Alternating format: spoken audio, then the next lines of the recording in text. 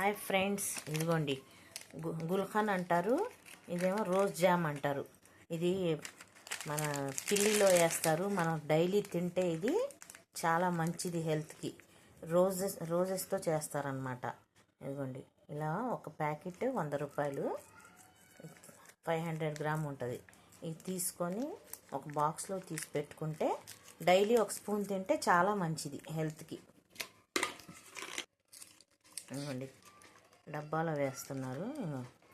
పిల్లలు బాగా ఇష్టంగా తింటారు. ఇది పెడితే చాలా మంచిదండి.